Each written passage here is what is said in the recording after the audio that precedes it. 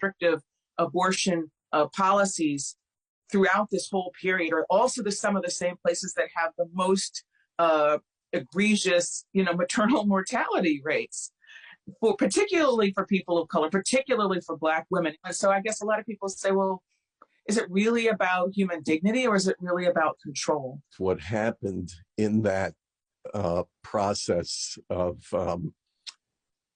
change for the worse over time, the folks who did co-opt the movement for their own political ends have now gained dominance in the movement, complete.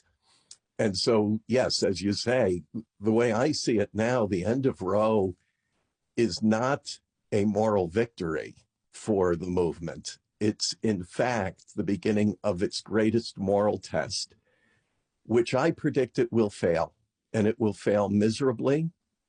And many more people will be hurt as a result of that, just as they are right now at this moment, because the people who got us to this point, the politicians, the politicized movement leaders, and I include myself among them. It's why I left the movement, was to clear my head and conscience and kind of get a reset for myself. But what the reality that the movement has to face is that the victory that's been achieved was achieved because the very people who got us here are the people who don't simply dismiss the women and now the born children at the center of this crisis, but they actually have a contempt for them. They hold an attitude that says, you pick yourself up by your own bootstraps. We're not responsible for you. It's not our burden to take care of you. You take care of yourself. So they not only are uncaring, they are actually contemptuous of the people we said were at the focus of our movement.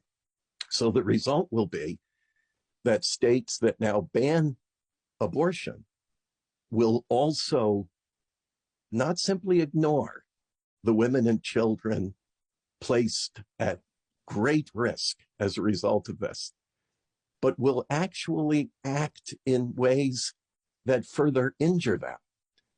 So this is a complete inversion of the movement, of the movement's original objectives and tenets and motivations. It's even contrary to the Christian core of the movement's motivations. For people who